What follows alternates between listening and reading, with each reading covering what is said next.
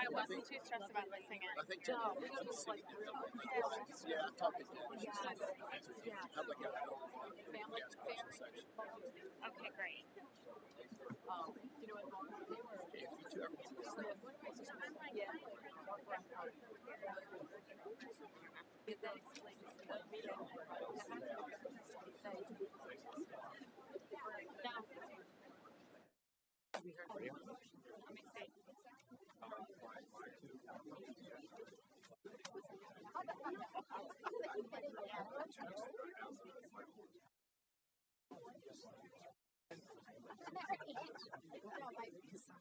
No, but parking was a little bit.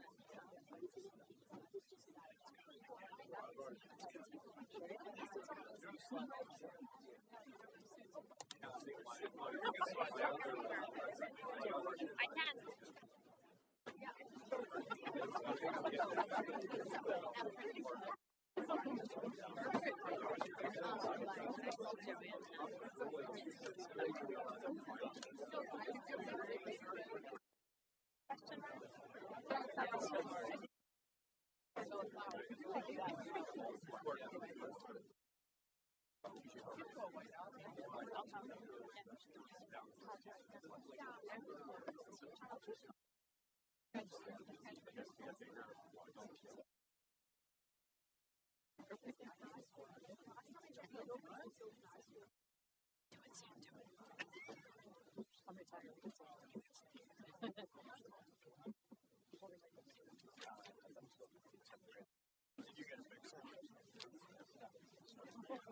Started at middle school, 7th grade. And then I decided. Oh, okay. So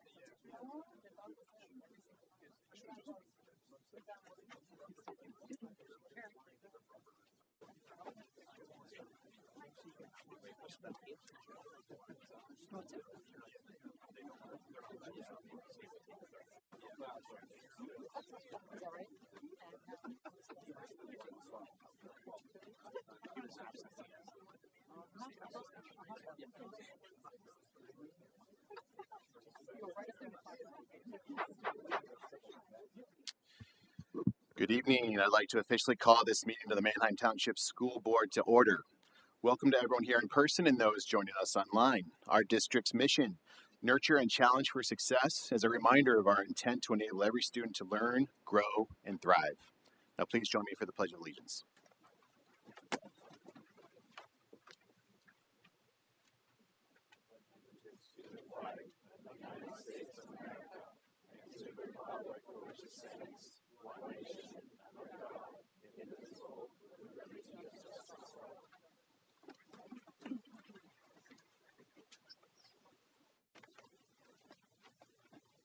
Okay, we have a few announcements this evening. I first want to start by acknowledging that the school district today hosted its annual Benergy Day of Inclusion, which was today. This day celebrates kindness, belonging, and community through inclusive sports events like Unified Bocce and school-wide activities aiming to foster a welcoming environment for all students and families.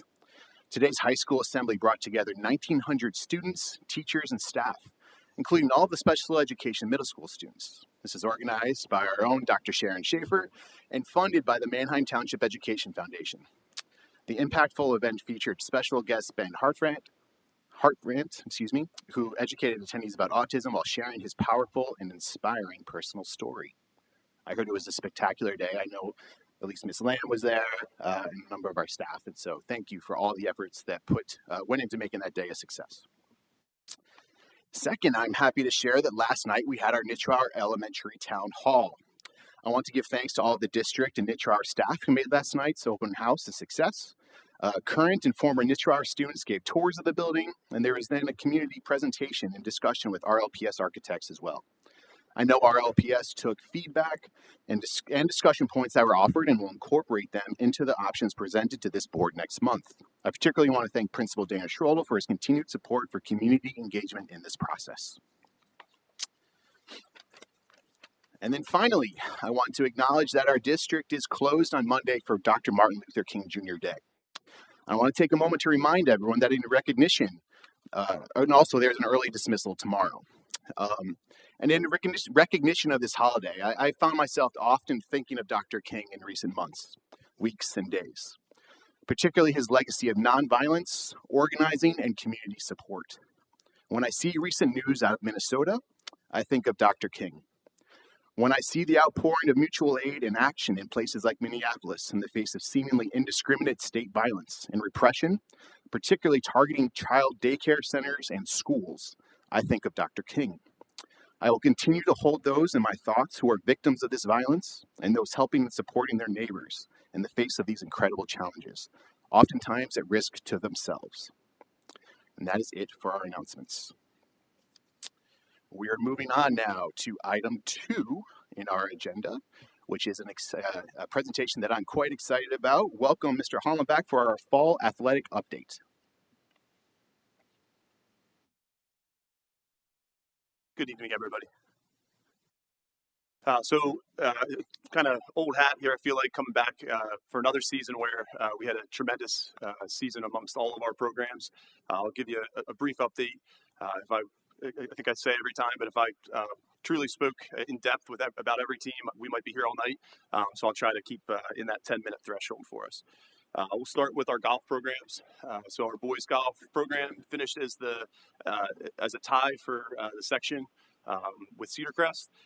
They finished as a league runner-up by 1 shot. So I'm not sure if any of you guys are familiar with golf, but you play a whole day of golf, and they ended up lose by 1 shot was kind of heartbreaking for the team, but just goes to show how awesome a program we had. We had several of our team members make it to the district event. Andrew Bilson from our team, he made it to the state tournament. So I think he finished 6th at districts and then went up to Penn State as an individual and competed at the state tournament. So all in all, another great year for our boys golf program. Girls golf, we lost quite a few of our top players from prior years. 2 of our top best scoring players from the prior year had graduated. So we had a lot of new faces. One awesome thing that happened this past year, our head coach, Macy Seibel, was named the Pennsylvania State Golf Coach of the Year from the 2024 season. So that came out this past year. So we're super proud of Coach Seibel. We were the league representative. There's no other school or school district in the league that sponsors girls golf. So we went to districts as the LL representative, had a great record in the regular season. Didn't necessarily play our best at districts, but finished in 3rd place. But it was another great year for our girls golf program. Girls tennis, we've gone 2 straight years without losing a regular season match. That's really, really hard to do. They've gone 40-0 in the regular season here the last 2 years, which is it's an incredible stat. They won the section, undefeated, obviously. They went on to win the league and the district championship up at Hershey. They beat Wilson in the finals up at Hershey, and it was a great day for us. So they're back-to-back district champions. They advanced to the state tournament. When you get to states in girls tennis, it's a little bit difficult when you take on some of the teams from Philadelphia, Pittsburgh. We ran into a really tough team from Philly, and they knocked us out, unfortunately. But phenomenal year for them as well, as you can see there with multiple championships. Haley Miller was the LL League individual champion for the 2nd consecutive year, and then she also qualified for the PIAA state tournament as an individual. And then you can see there Abby Martin and Maya Lamachani finished as District 3 runners-up in doubles. So they're our 2nd and 3rd best players on the team. So even we had a lot of depth on our team this year. And they also qualified for the state tournament as a doubles team. On to cross country. Another program that our boys cross country program that was district champions for the second consecutive year. They finished undefeated in the league regular season. In the league championships, they lost on a heartbreaker to Cedar Crest. We lost by a couple points, but we got them back at districts and ended up winning at the district championship meet. And they finished in the top 10 in the state, finished in 9th place. Ben Dumeau finished in second at the LL meet. He finished 6th at districts and 22nd at states. In all those meets, he was a medalist, which is pretty remarkable. Josh Henshaw and Stephen Atterbury also had really good seasons, as you can see there. So again, they finished as district champions for the second consecutive year. Girls finished as district champions for the 4th consecutive year. So again, just really big kudos to that program, that coaching staff, and those kids. We had a few of our girls that competed as freshmen all the way through to seniors, and they won league and district championships every year they were here. So we're really going to miss them, and they've left an indelible mark on our program. So again, league and district champs. Georgia Ely finished as a state or as a league, district, and state medalist, and then Kyla and Lexi also finished as medalists at leagues and at districts. And there you can see both teams there. Myself and Mr. Lott were up there supporting these guys at the district meet. It was one of the best Saturdays of the year. We come off beating Wilson in football the night before, and then we go in and we had every one of our teams playing in playoff games, and that was the first part of the morning. Really, really awesome stuff, cheering those guys on with their parents. Boys soccer, we made the LL League playoffs, got back in the playoffs for the first time in a couple of years. Solid record, ended up finishing second in the section, and then also lost in the league championship over at Clipper Magazine Stadium. It was a phenomenal game. I have the pleasure to be the LL soccer chair, so I was over there supporting and organizing the event. It was an awesome event for anybody that got to go out. Both of our teams were in the event, and we had a lot of support over there. On the day, I thought we were probably the better team, but Warwick got us in overtime, but the team rebounded and made it all the way to the state tournament. We lost in the district semifinals and then ended up going to states as the 3rd place team in District 3, and unfortunately lost to Haverford in the first round of states. But a lot of guys coming back from that program, and we're super proud of them. Girls soccer, another program that went back-to-back as district champions. So league and district champions. They finished 21-3, went undefeated in the section. I think they're undefeated in the section over the last 5 or 6 years. So they're doing an amazing job. They knocked off Penn Manor in the league championship at Clipper Magazine Stadium, and then went on to win the District 3 championship up at Central Dauphin East High School. They had a home game that we played under the lights, which I thank you guys for again, in the first round of states. And unfortunately, we lost the team who ended up winning the state title. I think they won the state title. In the state title game, I think it was 7-0. I think we lost, I think it was 2 or 3-0 in the game that we had against them. So Central Buck South, I believe it was. So another awesome year for girls soccer. Field hockey, another state qualifier for us. Finished 12-9-2. I think I say this every year, but we have the hardest section in the state in field hockey. The top 3 teams in our section on any given year could be a league winner in any other part of the state. Warwick, Penn Manor, and us are all neck and neck every single year, and it could go any way. But we finished 3rd, so we didn't make the league tournament, but in districts, we bounced back, finished in 5th place. Penn Manor went on to win the district championship. They knocked us out in the quarterfinals. And then we ended up going to states, ended up playing a private school from outside of Philadelphia, who I believe they were top 10 in the country ranked. And we gave them everything that we had that day. It was an awesome experience. I was there watching it, super proud of our girls, and they left it all on the field, but they ended up going out in the first round of states. Couple more here for you. Girls volleyball. Girls volleyball has been on the rise for us, and I'm going to be speaking to you about our girls volleyball program a little bit more in depth here later tonight. We had a historic year at girls volleyball. This was the first year in quite some time that we've been section winners, and the first year in quite some time that we've knocked off Hempfield. If you're familiar with girls volleyball, Hempfield is one of the top teams in the state and certainly in the area. on senior night, we knocked off Hempfield to clinch a share of the section title for the first time in over 25 years, which is a pretty fantastic achievement for the girls volleyball program.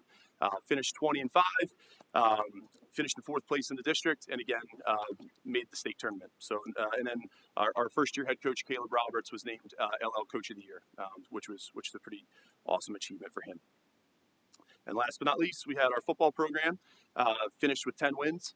I think a lot of people thought it was going to be a little bit of a rebuilding year for us for football.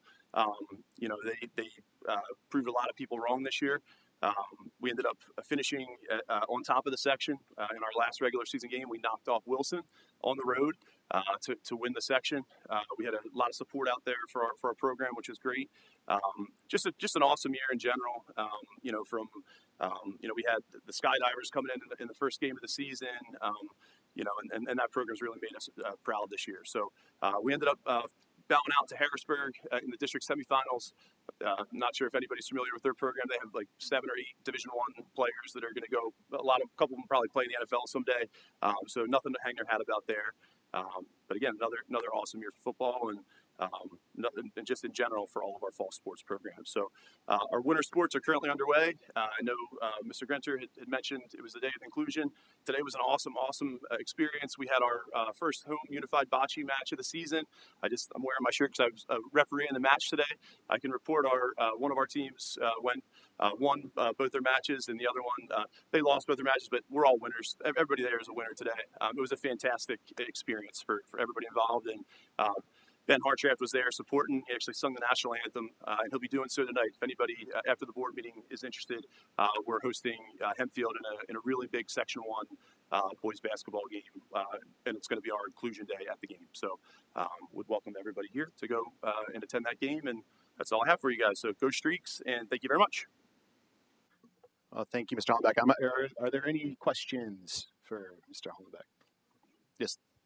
I'm continuously blown away by how across the board we are just consistently excellent in all these sports. And so thank you. Please pass our congratulations and thanks to not only your department, but all the coaches and student athletes for representing the community so well. So thank you. And I will say my wife just sent me a note before the meeting started that she's over at the high school dropping my son off for youth wrestling. And Ben, I think, is working the crowd still and really making a lot of connections. And so what a person. Get over there tonight. Make sure he won't introduce himself.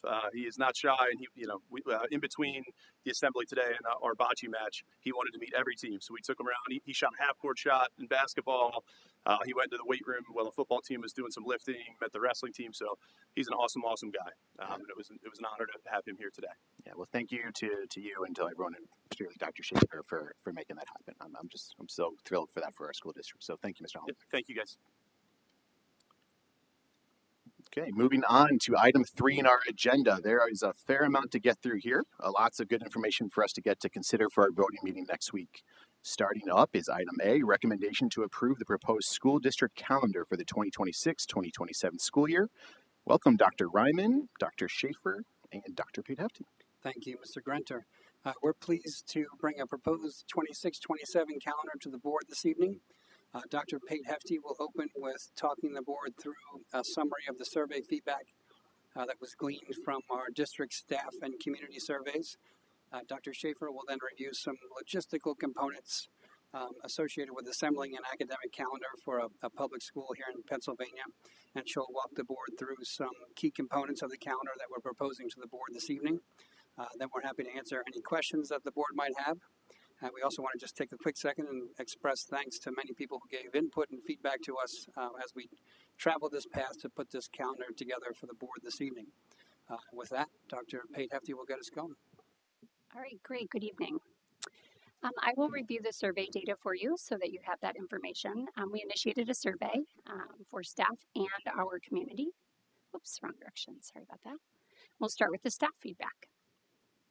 All right, we had 315 responses, a really nice response, with 77% of our responders being our teachers, which is fantastic, and then 18% being our support staff. We started by asking our staff if the proposed kickoff date, start of the year kickoff date, Tuesday, August 18th, 2026? And then do you support that proposed start date? 81.6% of our staff said yes.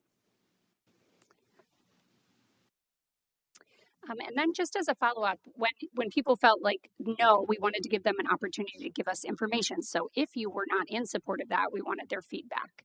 So I'll look at the first two statistically valid, at least the 73%. Staff kind of noted that they would like increased prep time or classroom time. Those 5 days in the beginning can feel heavy. And so they talked about there were dedicated responses, and we summarized those using AI to summarize those responses into categories. So the first two categories were increased classroom prep time, and then look at reallocating or balancing those days later in the school year. Were the top two with 73 and 44 similar responses. The proposed calendar includes 5 in-service days before the student first day. And then do you support having those 5 in-service days before students return? And we had a split with an opportunity of a lot of feedback in there. You can see all those little slices of the pie. And so we're going to give you some opportunity to know what they said. Oh, excuse me. Let me make sure that you know. 37% said yes, they support having 5 in-service days before the students return. 26.6 stated no. And then remember, we had support staff responding in the survey. Those are likely our responders for not applicable to my position. And then a lot of feedback about why. So the top feedback items for why, 61 responses and then 50 respectively, talk about increasing teacher prep time and work time. Again, that's in the beginning. There were a number of suggestions. Remember, lots of mentions of having to do 504s and organize IEPs, classroom setups in the beginning. Team planning needs to happen and curriculum work. And so they asked for that increased time in the beginning, potentially suggesting half days if possible. And this may not be possible. These are things for consideration in the future, remember, but it's important for us to know as we're planning. And then consider redistributing those 5 days of training. And Dr. Schaefer will talk to you a little bit about why that's really hard. One of the suggestions we talked about is some of those trainings are just necessary to kind of have up front. Some of those are like safety trainings. You would want to have that before you start the year. So some of them are difficult to redistribute. She'll give you a little more background on that as we talk through. Are you satisfied with the projected current end date? 77.2 said yes, and that at the time was June 4th. We had 9% say no, and I'll give you a little insight into the no. Are the schedule, a little insight into the no. There were about 48 comments that talked about ending before Memorial Day. And there are some districts in the area that do that, so that's something for us to consider as well. Sorry, I clicked ahead. Are there scheduled holidays and breaks convenient and appropriately spaced throughout the year? 54.4% of our staff said yes at 307 responses. And then some of the feedback, the higher number of responses included some comments about considering a spring break, 39, not as high response, and then in services around long weekends. So then kind of having a little bit of extra time where we recover a little bit. So that was 15 responses on that one. Currently, our district calendar does not include a traditional spring break. Are you interested in the district exploring a spring break? 57% of our staff said yes, 42% said no, so we have kind of a split there. Then we asked them to rank their interest in breaks. That way we could say, hey, there's noted interest, but how much interest? Because there's only so many days in a calendar that we can give and take. And so we asked which one, that blue bar is going to tell you which one people felt like was the most important. So our staff prioritized that winter break, summer break, Thanksgiving, and then spring break as last of those. So in trying to make decisions about, yes, there was some shown interest in spring break, but maybe not so much interest that people are interested in giving up other break days, right? They like the longer breaks is what they're communicating. Again, some of those details broken down for you. Would you prefer early dismissal days be connected with holidays or end of the week instead of during the middle of the school week? 79.7% of our staff, with the 244 of them responding, said, hey, move them to the end of the week or connect them with a holiday. So there was some conscious work around that in attempting. In the teacher groups that I was a part of, Dr. Schaefer led discussions about making sure that aligns. Different needs happen at elementary and high school when you're thinking about marking periods and grading things and preparing for the next semester. So those are just things that we're kind of working through. Do you feel the current snow day makeup schedule is reasonable with one built-in calendar day? And 68.4% say yes, and only 6% say no. I do think, and when I've presented on this in public, I've suggested that there may have been some language confusion in this question, and there also may have been a concern. If you look at the order, these were actually the order they were presented in on the survey. Would you prefer snow makeup days to be 1, pre-scheduled built-in days? And 72% of staff said yes. And you'll see FID was three down. I am guessing from the survey data, because you're going to see a strong response that people appreciate the FID, that there may have been some vocabulary confusion here, or just survey fatigue. It was closer to the end and maybe people were done with the survey.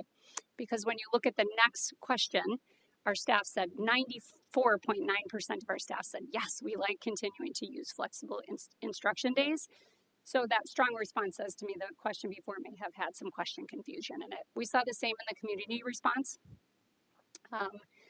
Dr. Ryman did review some of this data at a meeting earlier this year, but we were able to finalize everything. I wanted you to see the community on was 755 people. 97% of them were parents. They are satisfied with the current projected end date of the calendar of June 4th. 71% say yes. Are the scheduled holidays convenient for your family? 64% say yes. Currently, our district are you interested in us exploring a spring break? And 62% said yes of our families. Now, they had similar feedback to our staff in that while they're interested in that, they do prioritize winter break, summer break, Thanksgiving, and then spring break. So don't take away those longer break periods is what we're communicating in the data. We did, and we had some really good discussions with this in our superintendent's advisory group, that it's important to remember when you look at our Jewish or Muslim populations that it is a much smaller percentage of our community, but isn't to be discounted when we're thinking through. And you're going to see a conscious effort to recognize their holidays in this process, but you'll see when themed, asking them holidays that they'd like to be recognized, those are the top 2. Would you prefer student half days be connected with holidays or end of the week? We had a strong community response on that. 85.9% of our families said, yes, move the in-service early dismissal days to align with the end of the week or holidays. This is that question I mentioned to you, seems to have a little bit of vocab confusion. Do you feel the current snow makeup day schedule is reasonable? One built-in calendar day. 76.9% said yes. And we'll see some trends towards FID as well here. One of the suggestions in our SAGE group with our current discussion on snow makeup day was to keep that day virtual. So that's something I'd love for the board to discuss, if that's in the superintendent's purview or if you want that day to be virtual. That's currently scheduled in the calendar this school year, because we do have a strong support. Would you prefer snow makeup days? And here's our pre-scheduled built-in days. Here's that question that's a little bit confusing, 78.2%, and they say the FID days there. All right, and then we used AI to summarize miscellaneous responses because there were so many. Again, there was that push towards a 4-day break, but those are tricky for working families. Maybe offer some supplemental programming. So there was discussion about daycare opportunities on those days. And then 77 responses referring to spring break. All right. And the next portion of this goes into Dr. Schaefer's. Thank you so much for your work on this. We did present this data to all the groups that we did data on. Sharon, do you have it? I can do it right on right on the computer. Thank you. Okay. I'm going to hop in to look at the draft, and I want to thank the stakeholder groups who helped with putting this draft together, and that would begin with the Staff Development Committee that are the members of our calendar committee, the CNI administration team, the Manheim Township leadership team, K-12 content specialists, High school students, 2 classes, Mr. Robbins and Mr. Rutledge's class. They were terrific. They were more concerned about graduation and winter break. That was their priority. And the Manheim Township Education Association. So we really appreciate the time of considering different feedback and considerations. As we start the conversations with an academic calendar, we looked at 180 student days, planning for 190 teacher days, which includes the 10 in-service days. That's what is the 180 student to the 190 teacher. It includes 10 in-service days, 5 in-service early dismissals, 5 teacher early dismissals that align with the end of the marking period, as well as a day before winter break. The calendar consideration is the state assessment windows, and then the snow day. One is proposed for 26-27. Important considerations, religious holidays, and then considerations for where the no homework days and weekends would fall, especially as we looked at some of those religious observances.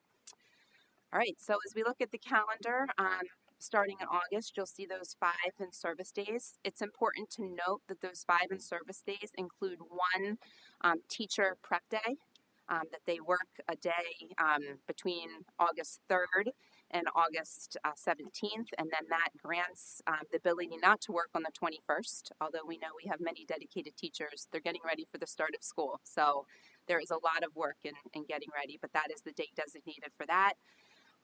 We have kickoff day and faculty meetings on August 18th. That is that in-service day. The 19th and 20th are those trainings that Dr. Pete Hefty referred to. We have mandated trainings that need to happen on the front of the school year. Safety trainings, other important trauma-informed practices, items such as that.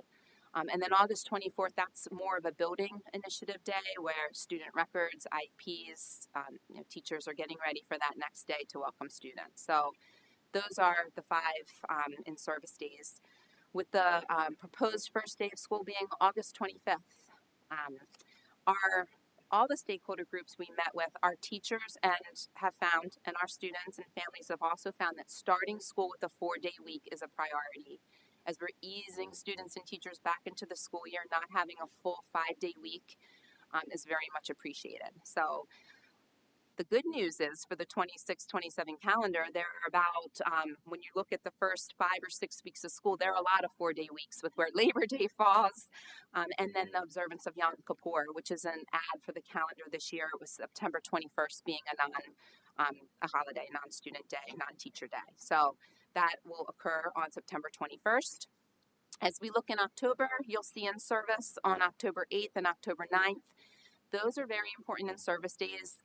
That is following our universal screening window. So we do assessments in September. This is an important day where we need to give teachers the chance to look at that data to inform instruction and student needs. So that is a timely planning of that in-service day. It supports our multi-tiered systems of support, our comprehensive plan goals 1, 2, and 3. So that is what the 8th and 9th are for. Follow the regular observance, October 12th, Indigenous Peoples Day. Our first TED, that is a teacher early dismissal. Those are the ones that end at the marking period. We put that on election day as a request from the board to allow students who might vote. I know Mr. Rutledge has our students working at the polls. And also our teachers, it's a little bit easier for them to get out of school earlier on in-service day than when we have students till the end of the day. So that's the 3rd. And then the 24th and 23rd and 24th, Thanksgiving week, those are the conference days. We value those days in that contact with our community, with our families. So that is the 2 in-service days that week. You'll see the winter break in December, which was similar to the break that we just had, and I know it was very favorable. The students that I spoke with loved our winter break. They said it was phenomenal. They liked it. They thought it was long, which was appreciated.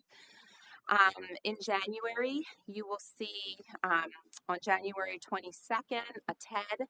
The end of the marking period is actually 21st, but in talking with teachers, especially our teachers that teach marking period courses, they need that day for grading. So I realize that week is, we have off on the 18th with Martin Luther King observance. It's a shorter week, but that day is designed for our teachers to be able to grade and switch over to the next semester or marking period. So that's what TEDs are intended for. And then the 29th of January, that's the second screening in service. So we have screening all of January for our universal screeners mid-year, and the 29th is designed for that. In February, you will see the long weekend over President's Weekend with that built-in snow day. And in service, that's a trade-off day on February 12th. What that means is our teachers have the option to work in the summer a day, to not report on February 12th. So that's a little break in the winter. If a teacher should, choose to work in the summer, that's where that falls. It also allows us to get some of the mandated training time in for in-service early dismissals. For example, this year we have a suicide awareness training on the in-service in February. So we need to get those trainings in as well.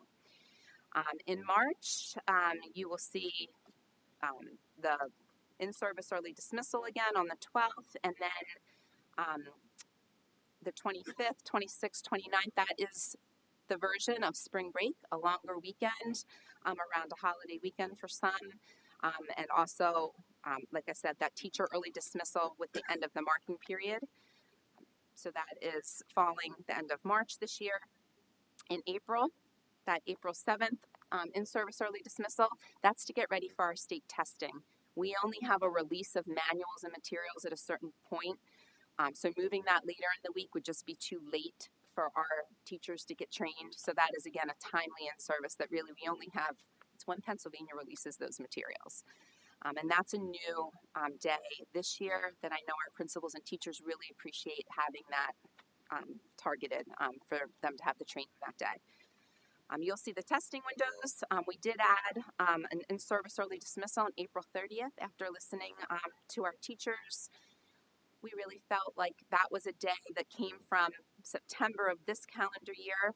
So next year we moved it to April to give our students and teachers a little breath after 2 weeks of PSSAs on a Friday. Still have a chance to see students. We had teachers voice, we're getting ready for AP, IB testing, Keystones.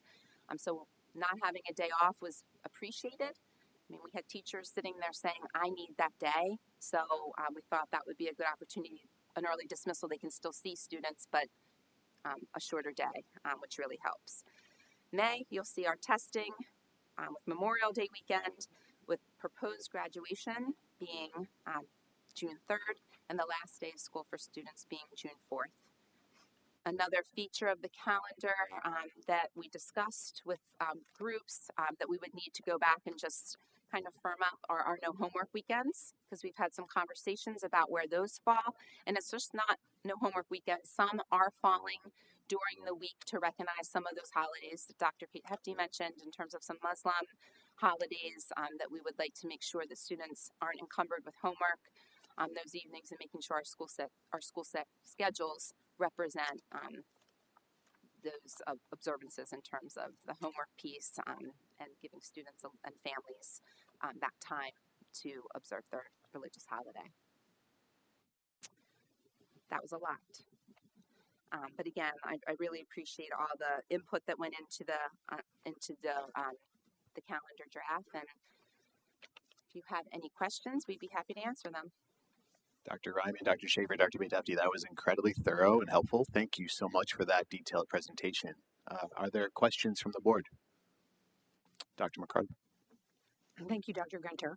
Dr. Schaefer, I just was curious about the no homework weekends. Would that be something that's communicated to teachers? Because I know they're not always responded to in the same way. Speaking as a parent and also as a board member who's spoken to other parents, that sometimes students are still given homework despite the fact that it's a no homework weekend. Also understanding that it basically means no new homework, but if there are existing projects that may still need to be worked on, my concern comes from for example, I noticed on the proposed no homework dates, one is in midweek in recognition of Eid al-Fitr. And for that one, if there's something that's due on Friday, that child isn't really getting no homework nights. So I'm just wondering if there's going to be some communication with teachers about expectations surrounding those. Yes, we can make sure that our teachers are, to your point, they're managing very busy schedules and a lot of different classes, so we can make sure that we're even highlighting on the calendar. We might be able to use a different color code or something to make it a little bit more clear. And we also have another tab on our calendar where we're going to make sure that those are designated, and we'll remind staff of those days for their planning purposes. Mr. Rivera? First of all, thank you for surveying all the stakeholders and getting their input and looking out for subpopulations and religious holidays. I really appreciate all that. I just wanted a clarification though. I think as far as the survey, one of the points that was made, I'm not sure who said it, was that a lot of the survey results were for future considerations, but was any of that survey used to inform this year's calendar? Like when you take the survey, is it for future always, or is it also for current? That's a great question. We put a sample calendar in the survey. If you recall, it was a while back, I think October. We put a sample calendar in there that would be almost replica to the year prior, but we did inform families that it was a future survey. Now, we did also wait for all of this data to come in and presented that to all the stakeholder meetings so that we could think about ways we could potentially tweak. And this calendar does contain some of those changes to address some of the survey feedback. Not all of it, because it's very difficult to move calendar days, but some of it. Does that answer? Yeah, it does. Okay. Ms. Woodbury? First, just to orient people who might be longtime calendar studiers and newer to this, is this the first time we've sent out like a survey to staff and a survey to, or did I just miss it in prior years? We just used our stakeholder groups. Great. So you're just expanding the input, because I know we already had lots of folks involved from stakeholder groups. Yes. So I appreciate the expansion. That's great. And I appreciate this presentation because I have never understood as much as I understand right now about the calendar. Some of it was a mystery. It was very mysterious to me. And so I really appreciate that background and information and context. It really, really helps. Thank you. Thank you. I'll come back to you, Mr. Rivera. Ms. Zimmerman? When talking to folks, I've been hearing some confusion about the 180 days versus 990 hours. Is it either or, both and? Can you just explain that as well? You've done such a great job explaining everything else on the calendar. I echo what Mrs. Woodbury said. I've never understood the calendar as much as I have tonight. So thank you. I feel like I can explain it to others, and I just love the clarification on the 180 and the 990 as well. Sure. I'll start, and Dr. Ryman can add any other information, but Act 56 is or.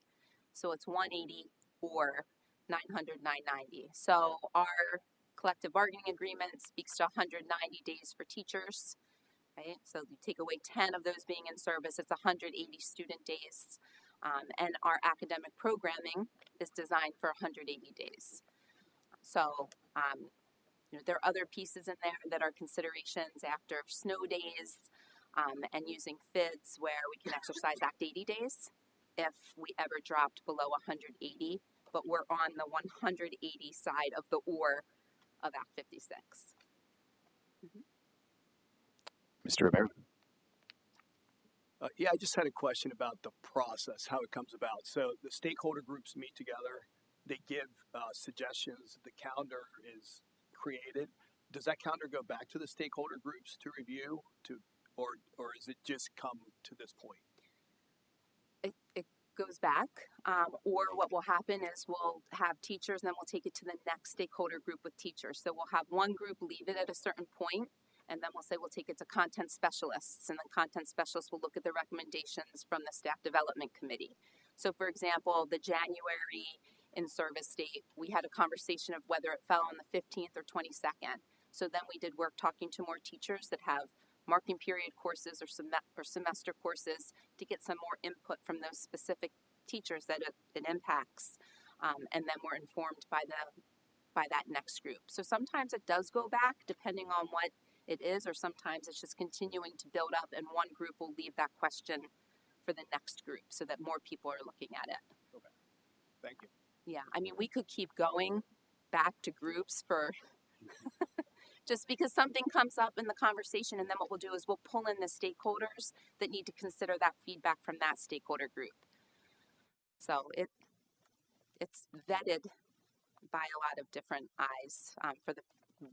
Some groups don't have the answers that we need to pull in for the next group for their input.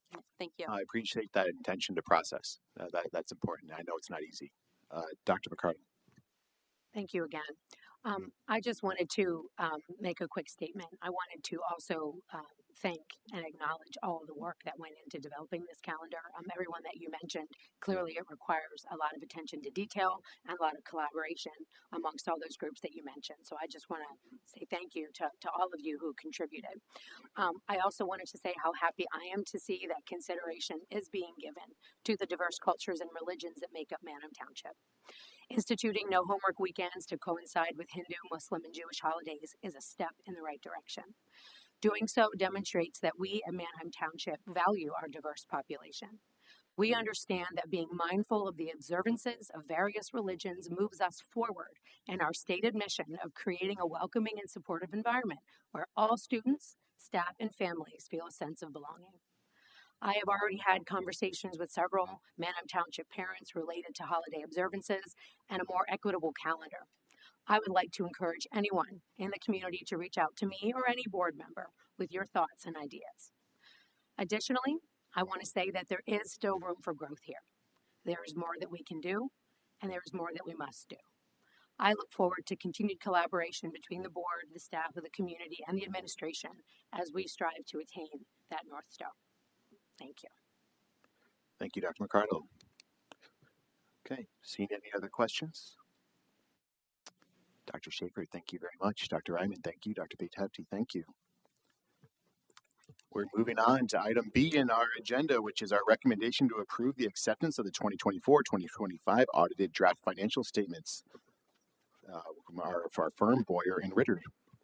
Thank you. I'll just quickly introduce Matt Wilson. Thank you, Mrs. Robinson. Sure. This is Matt Wilson from Boyer and Ritter, and he's going to review the audit results for the fiscal year ending 6/30/2025. Thanks, Donna. So again, Matt Wilson, I'm the principal responsible for your external financial statement audit. Been working for the district for a few years now. And I want to just kind of go over a quick overview of what we do, why we do it, and what the results are. First of all, why we do it. Your audit is required because you have a requirement by the Department of Education, Pennsylvania Department of Education, to file an audit along with your annual financial report. Secondly, you also have bonds outstanding and where you borrowed money to create great facilities. So that this information gets fed into the bondholders and the bond rating agencies, so they require it. Thirdly is the federal government requires that this audit be performed. You receive over $4 million of federal awards or federal assistance during the year. So it's necessary for you to have compliance audits to make sure that the money is being spent properly. Speaking of compliance audits, I am mindful of the fact that we are here a little bit later this year than we have been in the past. If you remember, in the fall of last year, we had a government shutdown. Well, the compliance audits that we have to do, we get our guidance from the federal government, and when the government shut down, so did the people who write the rules for the audits that we follow. So that kind of pushed our timetable for basically all of our audits to where we could not release any reports until they issued the final regulations to us. So we're out here in December of each year. Here we are in January, but the audit process went well. We were done in the typical time frame. We went through and did all the work that we would have needed to do, but the federal government pushed us back a little bit, so that's why we're here a little bit later tonight. Thinking about the scope and the things that we look at in the audit, we look at basically all the funds and financial operations under your, jurisdiction. So starting with, the general fund that you have, the capital project funds that you oversee, whether it be the capital projects, capital reserve, those monies you set away for future investments in facilities, the food service fund, the internal service fund that manages your medical insurance, scholarship funds, student activity funds. Some of the things that would not be in there would be things like booster clubs and those types of other organizations that you don't really have control over. But for the things that you control, it all kind of comes together in this 100-page document here that we're not going to have time to go into great detail, although it'd be a pretty riveting conversation. Just very quickly, in terms of the planning processes that we do, understanding the scope and the various funds that the district has set up, we do take time in the very beginning to kind of lay out the audit. We look at all your internal controls. We look at how the school district brings money in, how it pays money out, whether it be to teacher salary and benefits, to bondholders, to school supplies, to transportation costs. But we look at the flow of money going through the organization. And then we also understand the internal controls that are inherent in the processes to make sure you have adequate checks and balances, and you don't have one person having too many responsibilities, so to speak, that would expose the district and them. So we do look at that process. We go through a risk evaluation process, and then we turn around and plan our audit. We go through and we look at all the significant revenues, expenses, the federal, state, local funds that you collect, the real estate, the earned income tax, the federal revenues, state revenues are all buttoned up as we work with Steve Brubaker and his team.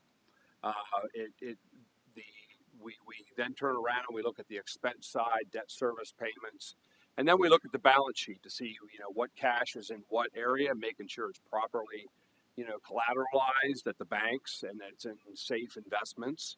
And then we also look at some of the capital assets and the depreciation that the district has. So that all of that plan gets put together, understanding, hey, where could things go wrong? And then we go through, we execute our audit, and we come back with three primary areas that we look at. One is our opinion on your overall financial statements as to whether or not they're prepared in accordance with generally accepted accounting principles, right? It's what's accepted by governments and state and local governments, throughout the country. It's issued by the Government Accounting Standards Board. And so the first area that we look at is whether or not the financial statements and the financial information presented here is consistent with that and is materially correct. And that's the first paragraph. That's the first opinion that you get.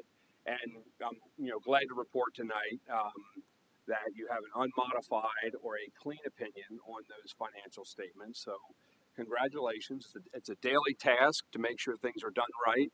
And then it's a significant lift at the end of the year to make sure that all the assets are reconciled and everything's buttoned up before we come in, and making sure that receivables or monies or revenues that are due to the district or bills that are owed by the district are included on the funds, and there's an accurate accounting. So that takes a lot of work, and that all feeds into this process. The one thing I will note about the independent auditor's opinion is that this year we had to implement a new accounting standard around the compensated absences, right? So compensated absences are sick, vacation leave, personal leave that is paid to your employees. And the Accounting Standards Board basically came back and told the accounting community that had to be done differently. It generally resulted in bigger liabilities, but there's a special note in the opinion. Everybody has it. We just drew attention to it because it required a restatement of the financial statements. Second area that we looked at after we got past the overall opinion on the financial statements and the notes was the yellow book reporting, which is the government auditing standards. It's the internal controls of your financial reporting processes. We look at the journal entry process. We look at how they pull together your financial statements. And we have to disclose in there whether or not there are any material weaknesses or significant deficiencies in your internal controls. So the good news here, again, as the second bullet point, is that there's no material weaknesses or significant deficiencies reported in our reporting, or would be required under government auditing standards. The third area that we talk about is I started out talking a little bit about the federal government and the compliance requirements that you have there. We have to go through on a rotating basis and look at the various federal programs, that you have, whether it be the Title I, years ago was the ESSER, IDEA. Well, this year we looked at your school lunch program that makes up about half of your federal awards that you receive.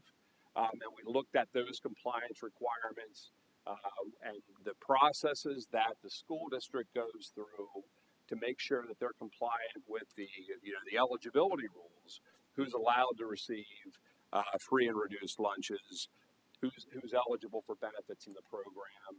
And so we look at the compliance of the district, and then we also look at those internal controls over compliance to make sure that the substructure and the processes are right.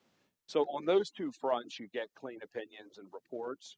But those are the three areas that we look at. Again, it's financial reporting, it's internal controls over financial reporting, and then it's the compliance. But three wins for you tonight. So congratulations there. I will point out there's two other documents that we provided to you. One is a required communication letter. Generally speaks about how the audit went. Mentions that there were not any kind of disagreements with management, no significant issues or problems throughout the audit, no difficulties encountered during the audit. And then the final piece is a management letter that speaks to, just to give you a heads up about what's coming down the road. The Government Accounting Standards Board is constantly issuing new rules. This time their focus is around the management discussion and analysis, which is on pages 4 to 15 of your financial statements. It's written by your management team. It kind of pulls things into a year-over-year review of how the district did from a financial standpoint. They're just proposing some enhancements to it. So that's just something that we do to kind of let people know what's coming down the pike. But we appreciate the opportunity to serve the district. I think this audit report is a great audit report and definitely reflective of a lot of effort by your finance team. Mr. Wilson, I'm thrilled to hear it. I'm not surprised that Mrs. Robbins and her team continue to do excellent work. So thank you for all that, your service to the district, and thank you for your careful and comprehensive review of our financial statements. Are there any questions from anyone here on the board? Seeing none. Okay. Well, thank you for joining us this evening, and thank you for presenting those statements. Thank you. Thank you. Okay, we are moving on to item C.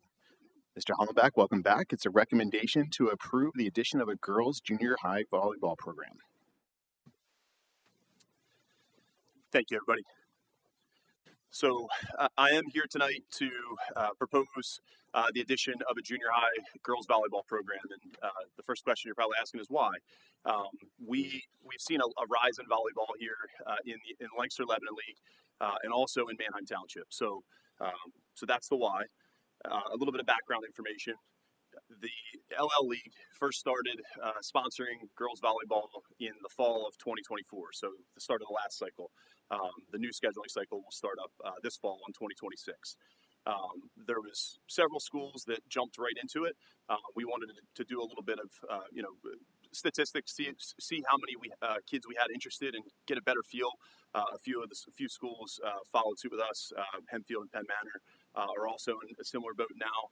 I believe they'll be going to their school boards here in the next month or two as well to propose a team for their school districts as well.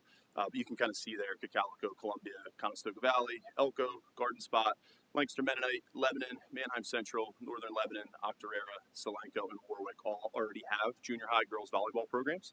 And the issue right now for us is we have a club program, which I'll get into here in a little bit. Now that all of these junior high programs are forming at schools, the club programs are disappearing, and we don't really have anybody to play at that club level anymore.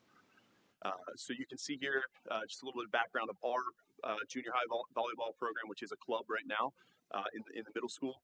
This past year, we had 44 kids participate, 44 girls participate on that program. A total of 71 girls tried out. So you can see there's a lot of interest in that program throughout the junior high. Those numbers are similar. They've risen here slightly here over the last couple of years, but we've had 4 teams at that level for the last couple of years. We do have standards in place already to support a junior high program. We have the same exact setup that we do at the high school now at the junior high, thanks to our facilities team this past year. When we renovated the middle school gym, we did put in have the ability to have 2 sets of volleyball courts for practice in addition to the 1 game court. So we do have that there. Projected expenses, coming down to the numbers here. I took a lot of these numbers come from other junior high programs that we offer. So you can see there, we would look to hire a head junior high volleyball coach in addition to an assistant, and have two teams in that program. That's consistent across the board with junior high soccer, junior high field hockey. The assistant would coach our junior high JV team, and then also assist the junior high varsity. And then obviously the junior high head coach would be in charge of the entire junior high program there. The uniform cost would be a 1-year cost, where all of our programs are on a 5-year uniform cycle. So that number wouldn't be an every year expense. That would be an every 5 year. So you could take that out for the 2nd through 5th years. Equipment. The way that we work our budgeting through for all of our programs is that we have the junior high programs work with our high school and varsity programs. So a lot of that equipment would be shared cost in terms of getting balls, nets, spandex, that kind of thing. We order them in bulk. That way we're not, we don't have 2 separate things going on. So you can see about 1,500-ish is what we budget for most of our junior high programs. Transportation, it's going to vary per year based on who we have as opponents, but I took the average of what our field hockey and soccer have had over the last several years, and it's about $2,500. And then officials fees there's 2 officials per match, and it costs $240 for the officials to run those 2 matches. So about 8 or 9, give or take, matches per year at home, and you get around 2,000. So that's the projected budget there. And again, the uniforms would be every 5th year. So in conclusion, our recommendation as the athletic department would be to vote to add a school-sponsored junior high girls volleyball program for the start of the next cycle, which would be the fall of 2026. And with that, I will take any questions that you might have. Thank you, Mr. Hollaback. Any questions? Mrs. Hens? It says junior high, and then we talked middle school, and middle schools are different depending on the district. So what is junior high? Yep. So junior high, in theory, from a PIAA standpoint, junior high is 7th, 8th, and 9th grade. Most of those teams that we see in soccer and field hockey you end up having like a 7th grade team and an 8th grade team, but we would have the ability to have 9th grade students play on those teams as well at the junior high level. That's the difference between like when you say junior high, it includes 9th grade.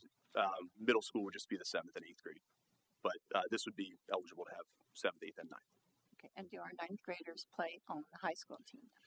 So it just depends on the skill level of the student. It depends on the program. In some programs, you won't see it'll be all 7th and 8th graders, but in other programs, you may have a few 9th graders that play on the junior high varsity program. It just depends on the sport. So it would expand that opportunity. Yes. Do we have a boys volleyball junior high? We do have we do have a varsity high school boys volleyball program. At this time, there's not a league-sponsored junior high boys program. That's a great question, and that was something I was going to bring up as well. We would certainly explore that opportunity for the boys as well, because we do have a boys club. There's just not a league present sponsored by the LL League or PIAA that we could offer our kids right now. So whereas in this situation, we wouldn't have anybody to play in the club scene because they're all playing in the middle school or in the LL League on that schedule.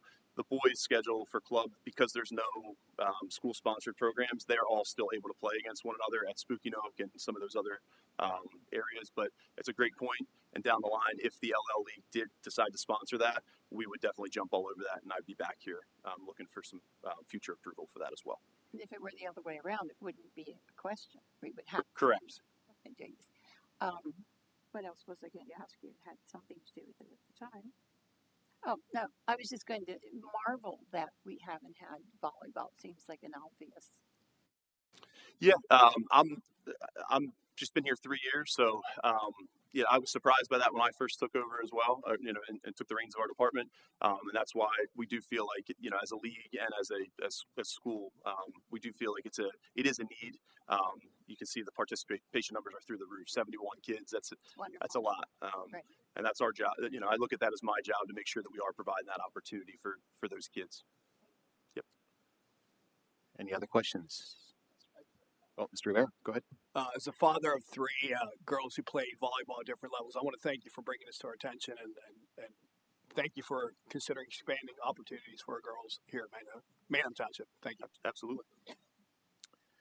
I had a couple of thoughts, questions too, Mrs. Robinson. Any concerns about budget? And can you just spell that out for us? No, I'm not concerned about it. That was easy. Okay. Yeah, and I'm not sure what this says about me, but I'm taking away from this presentation, Mr. Hollenbeck, that we need to beat Hempfield and Penn Manor in establishing a program, right? So it's incumbent on this board to do our part here. So thank you. Thank you very much. Yep, no problem. Okay, I think we're good.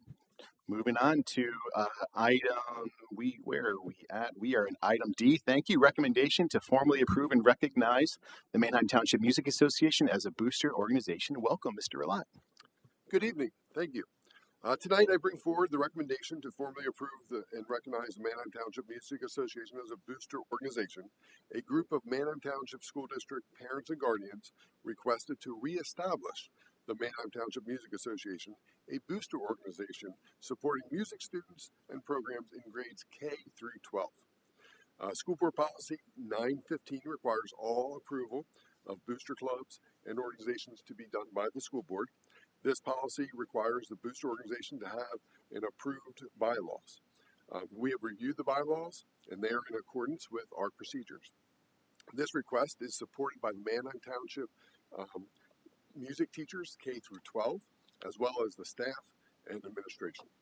I would like to formally recommend that the board approve and recognize the Manheim Township Music Association as a booster organization. Thank you. Thank you, Mr. Relat. Sounds great to me. Any thoughts or questions from the board? Ms. Woodbury. There's music people on the board too, not just sporty people. So I'm so excited about this. And I actually talked to some of the folks who are reestablishing, and they're really excited about it. Thank you. I see Mrs. Early is with us too. So I want to thank one of our great music teachers who's been done incredible work with new budding musicians. So thank you for everyone who's supporting just such a well-rounded experience for our students. Thank you so much. Okay, Mr. McKenna. You mentioned that it's reestablished. Can you speak to the history of what led to it being dissolved in the past? Prior to the pandemic, they were live and well. Okay. With the pandemic, things fell off by the wayside. Some parents moved on and their children graduated. But the great news is there's great energy right now, and they have some things established a little bit. They just need formal approval to get ramped up again. Mrs. Hens. Only that I noticed on my Facebook feed, will be just shocked even to hear me say that, but the music students have been doing great things. They've been winning awards and recognitions, and our music program is excellent. As someone who has listened to lots of children's music concerts over the years, our students are phenomenal. Our teachers are doing an excellent job, and kudos to the parents for picking this up. Absolutely, and thank you to Mrs. Davidson for continuously getting those things into our feeds. I love seeing those stories about all the awesome things our students and clubs and teachers are doing. So, Mr. Relat, thank you. Thank you. Okay, we are now moving on to item E, recommendation to approve a resolution approving the Lancaster County Career and Technology Center proposed budget for 2026-2027. Thank you, Mrs. Robbins. Thank you very much. This is actually kind of an unusual budget to share with you this evening. This is the first time we've actually had a pretty significant decrease for the Technical Career Center. The overall increase for the Career Center was a 0.31% increase. However, due to some substantial increases in their state subsidies, Manheim Township's contribution is actually decreasing by $109,177.64, or a decrease of 8.77% over last year. So the subsidies that they're getting this year are actually going to cover nearly all of the Career Center's expenditure increases. That is unusual. Any thoughts or questions? Okay. Thank you, Mrs. Robbins. We are now able to move on to item F. Back to Mrs. Robbins, a recommendation to approve the resolution for the tax collector deputization. Thank you. This evening I'm presenting to you for approval a resolution and corresponding tax collector deputization agreement. Under Pennsylvania's local tax collection law, an elected tax collector has the authority to deputize a school district to act on their behalf. This arrangement agrees our district to continue processing tax payments directly through the district's business office. By utilizing electronic collection methods, we can manage these payments with high efficiency and speed, ensuring the district earns interest on these funds as quickly as possible.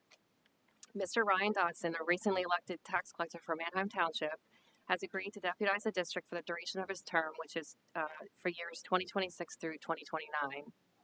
Approval of these documents will ensure that we will continue this cost-effective and streamlined process for our community.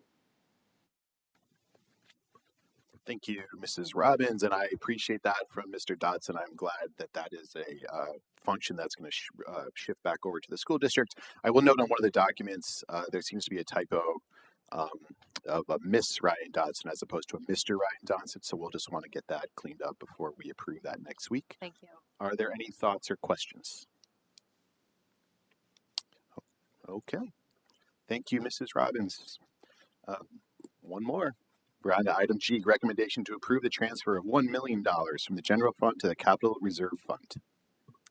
As I presented to you last month, for the 24-25, we had a budget surplus of $1,052,634. We flushed those funds over to our fund balance, to our cap reserve fund balance, which would equate to a fund balance of $3.218 million. So this evening, I'm recommending that of that $3.218 million, we transfer $1 million of that over to the cap reserve fund that will allow us to decrease our borrowing for the Nitrower and campus master plan. Thank you, Mrs. Robbins. I know we have some big decisions up ahead of us, and I'm really excited about the improvements, the capital improvements we are on the precipice of making for this school district. So thank you for all your efforts in minimizing the borrowing that we have to do as a school district. Are there any thoughts or questions from my colleagues?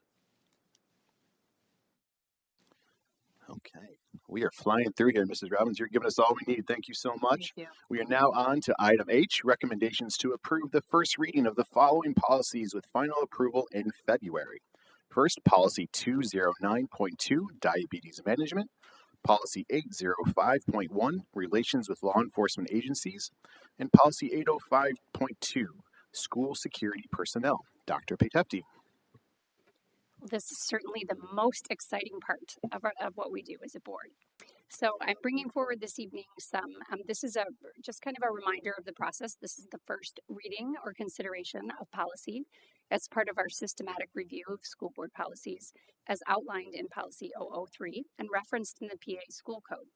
The first one I'm bringing forward this morning, just to kind of walk everyone through, is a diabetes policy. It does require us to add a parent and guardian notification. If you scroll down to page 3 in the board policy, you'll see it highlighted in green. And those are the recommended additions so that we are in compliance with Act 117 of 2024. And that's the parent and guardian notification and education around diabetes. So that's a rather procedural add.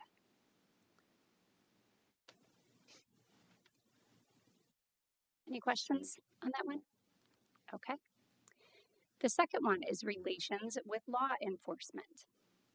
Again, if you can scroll down, you'll see the green addition The law now requires us to add a procedure for the timely coordination between the district's threat assessment team and law enforcement agency. Our district has already been acting and moving forward with that, but it's required to be in the policy now, and we have added that in for you.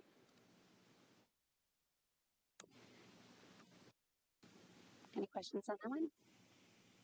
Okay, these are rather procedural as we go through. And finally, school security personnel.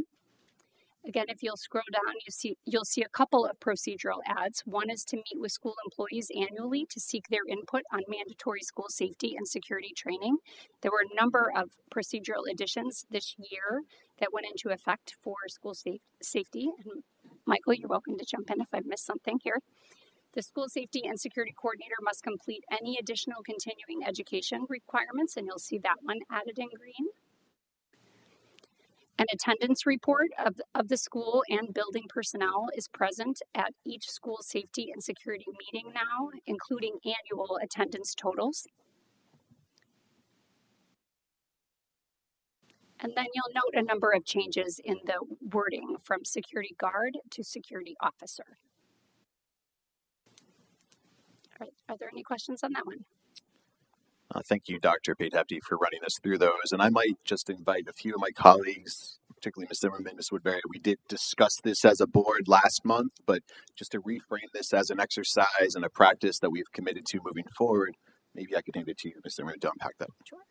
So thank you for bringing these to us, and we're looking forward to the systematic review of policy as part of one of the three components that the board is really responsible for. So the first reading, just to clarify, will happen this evening, and from what I understand from our discussion, the policies have been reviewed by staff, correct? That's correct. And so any procedural or verbiage changes would have come from our staff members who are responsible for implementing the policies, as well as recommendations from PSBA, who is kind of not a governing body, but a body that helps us maintain applicable law associated with policy. That is correct. Okay. Ms. Zimmerman, sorry, what does PSBA stand for? Pennsylvania School Boards Association. Thank you. I was like, wait, what does that stand for? The real team effort. Yeah. And then the second reading will come next month. That's correct. And that gives us time to hear any input from the community for us to consider the changes to the policy and then to vote on it, leaving time in between for the necessary review by stakeholders. Correct. Okay. Anything to add to that, Ms. Woodbury? Question, does our solicitor also look over these policies, or is it just PSBA recommendations that we follow? There are typically actually questionable areas where we have to make decisions according to PSBA. Sometimes we'll consult on those. Some of these more basic changes that are procedural in nature, they don't look over. But when things get more intense, legally involved, then they would look them over prior to your approval. And you could always ask that at a board meeting, like at this step, like, hey, we'd like council to review that in between first and second reading, if there was something that the board felt uncomfortable with. And sometimes they'll release a brief or something on a new act that comes forward, and then PSBA picks up on that, and then they bring us the appropriate verbiage. Yeah. Ms. Lamb. That answered part of my question is how what is the process like for pulling certain policies for reading and revision? Yeah, it depends on new laws that may be enacted. If there's something that the board wants to see come more quickly, if you're reviewing something and it feels outdated, that's certainly something that we could ask Dr. Pate-Hefty and team to bring forward more quickly for us. Any other thoughts on or questions on this? We have another policy next on the agenda. Well, just that Mrs. Hens. the former board did proceed through every policy, start to finish, about 2, maybe 3 years ago. I lose track. So we shouldn't find anything outdated, and since then we have been bringing forward changes in the law or as things need to be looked at. Okay, thank you, Dr. Pate-Hefty, and thank you, everyone, for this. Well, the work continues. Okay, we'll move on now to our next policy agenda item. This is item I, a recommendation to approve the first reading of the following policy with final approval in February. Policy 903, public comment in board meetings. Dr. Pate-Hefty. So this is the other optional way that a policy could come forward. It was at the request of a board member to review and consider our public comment in board meetings. This would be a first reading consideration of looking at one, the guidelines to allow people to speak in public. Historically, our board has asked people to be either students, staff members, or members of our community documented, and they've asked that no later than 4 p.m. the day of the meeting, they inform them. The administration suggests discussing that this evening, as that tends to be a difficult thing to confirm right before a meeting. And so it could be possible to give more time prior to in guidelines, and we can talk a little bit about that. And then it would be at the purview of the board to discuss the public comment period. Our current duration is 5 minutes, and so that would be up for discussion. And then finally, the number of optional speaking times to the board for the board to consider and discuss that in this evening's consideration of the policy. We've highlighted the area, and we did review this one with legal counsel. This is a local determination, so we've highlighted the area that would be up for discussion on those 3 areas for public comment. Okay, Mr. Baldazar, you introduced this for us previously, so I'm happy to pass it to you first. Yeah, I mean, one of the things as you're sitting here through meetings and thinking about, benchmarking, it just seemed to me we have very generous time policy, 5 minutes, and then being able to come back in 5 minutes. And really,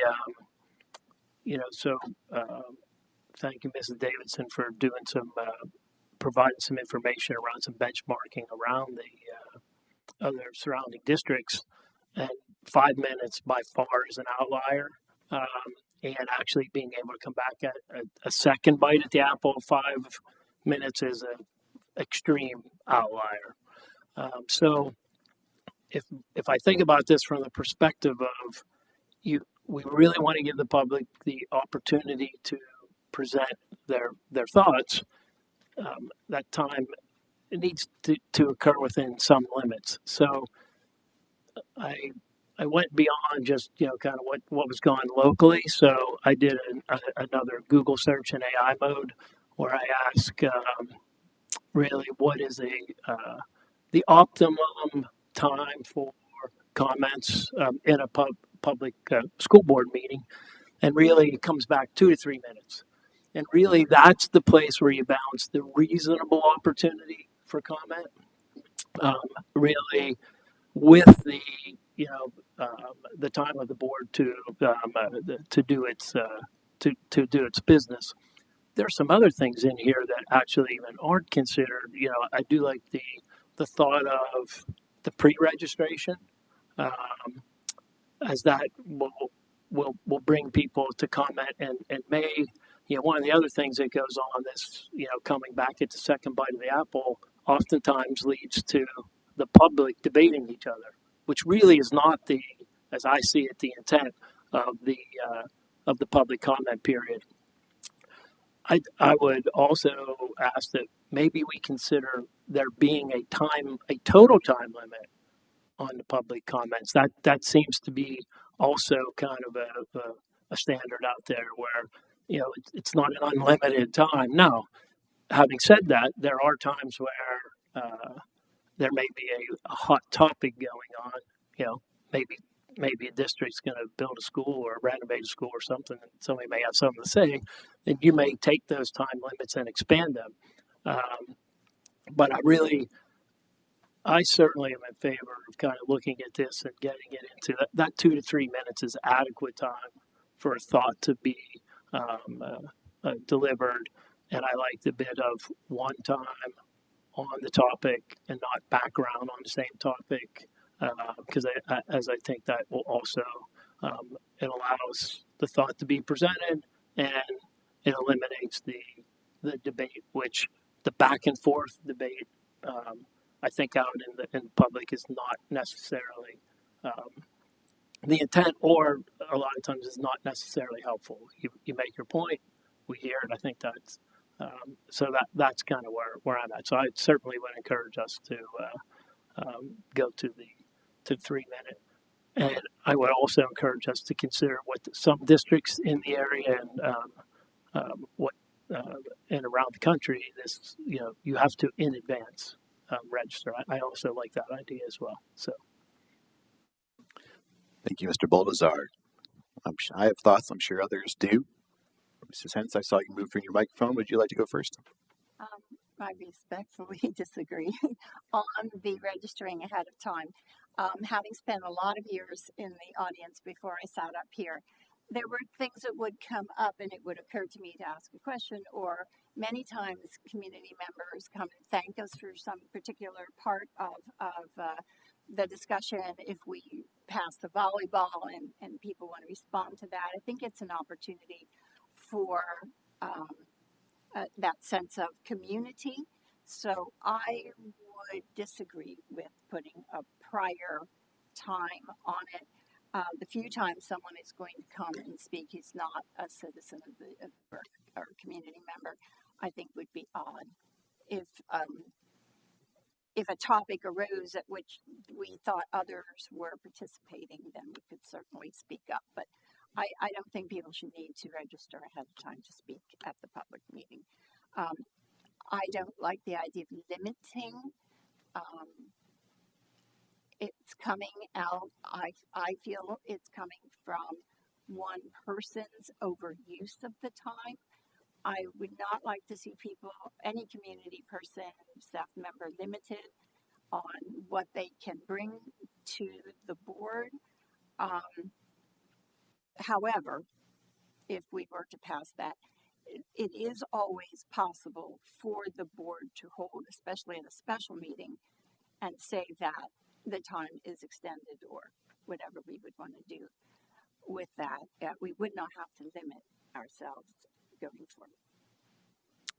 Thank you, Mrs. Hens. I want to take one moment to acknowledge one thing I heard here is that it must be imperatively clear, without question, that any policy changes we make are not related to one individual person. Not at all. These have to be in relation to us as a district, us as a school board, and policies that we see as serving the best interests of our ability to make informed decisions and for us to be effectively communicated to by the public. So I just want to be really clear in how we approach this as a school board. So thank you. I agree that's how we should do it. I was simply implying that there have been reasons the policies coming before us. Ms. Lane. So I wanted to also speak on the pre-registration portion of it. I too sat in the audience before sitting here, and as a busy parent, sometimes you might not be able to make it to the school board meeting. So that part I can see it becoming difficult. And then when I did get the chance to attend, there were things that happened during the meeting that inspired me or motivated me to speak up about something. So it would be really difficult for some parents who are inclined to speak up to pre-register and plan on speaking. So I just wanted to make that point. Thank you, Ms. Lane. I might take one moment to just comment on that, and then I'll go to you, Ms. Woodbury. I think pre-registration, we need to be clear on what that means. I'm interpreting pre-registration as being filling out a commenter's card and handing it to our board secretary, Mrs. Marshall. I think there could be options in how we define what pre-registration procedures are required, and so I do agree. I have concerns about what that means on accessibility issues, equity issues, language issues, internet issues. There's lots of different areas that I think cause me some concern on how we define that, and so I think we should be clear in what we mean when we do say that. Ms. Woodbury. I'll just speak to that one first then. And that sort of pre-registration issue, I worry about accessibility. Manheim Township has a tradition of making sure that we hear from everyone and we want to hear from everyone, and that's really important. But we also have in our policy that taxpayers, residents, staff, students, those are the limitations of who is eligible. And Mrs. Hens and Mrs. Hens has provided some, you shared with me that we've not always had the same parameters all through all time. The pandemic caused us to do some things because it was, as you just alluded to, some special circumstances where we might need to do some things, and so policies change over time for reasons that that you've talked about. But I do think that if our policy says that you have to live in Manheim Township or work for the school district, we don't really have an opportunity to understand or vet that in our current way of doing it. I wouldn't be in favor of doing anything that's onerous or certainly by a certain time of day or things like that. And I don't think any sort of pre-registration, even if it's signing your commenter's card when you come in, giving someone time to vet that someone is a resident. Otherwise, I'm not sure how we're upholding the piece of the policy that recently changed to be a resident. So that's one thing I'd be concerned about. And if you register to speak, you don't have to speak. So if you want the opportunity, so that's just some of the things. I don't have an answer. It's just that I'm concerned on both sides. I want to make sure we maintain that tradition of accessibility. And from a 3-minute standpoint, I will say that our policy, to my knowledge, over time has gone from 3 minutes to 5 minutes to 5 minutes twice, and there are districts around us that have been 3 minutes for a long time. One of the things that occurs to me when we're inviting more voices into the process is the longer any one person has time to speak, the shorter and the more discouraged other people who sometimes have waited almost 4 hours to speak to us. Students that may be very nervous because they can't drive after a certain time, I'm told. I'm not there yet in our family, but I thought, wouldn't that be terrible to have the school board? Well, I'm sorry, I got pulled over, but the school board meeting lasted so long. So I just want people to really feel that we can have more voices. So I think a more reasonable time frame, I'd be in favor of shorter than we have now, and once allows us to invite more people into the process and does keep things from being contentious and back and forth. Thanks. Thank you, Ms. Woodbury. Mr. Rivera. I guess as a person who used to be a frequent flyer at the microphone, I would plan my comments very carefully. From my vantage point, 5 minutes was often felt very short because I had a lot to say. I think when we're behind this table, we have a great privilege that I can talk as long as I want to. But when I was there, 5 minutes did feel like a crunch. Now, I might be, maybe if you come back for a second time, then that does expand it quite a bit. I would be willing to consider maybe if you come back a second time, have that be shorter, have that be a minute or two instead of 2 5-minute segments. But I do feel that 5 minutes, and I know I've gone to a lot of board meetings at different districts where it is 3 minutes, and it does feel rushed, especially when you have a lot to say. To try to cram that into 3 minutes is tough. Thank you, Mr. Rivera. Anyone else we haven't heard from? Okay, Ms. Woodbury, go ahead.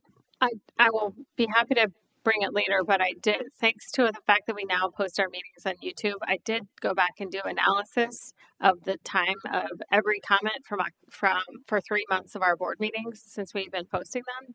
And I do have some data that shows what percentage of speakers spoke longer than 3 minutes, longer than 4 minutes, and took 5 minutes.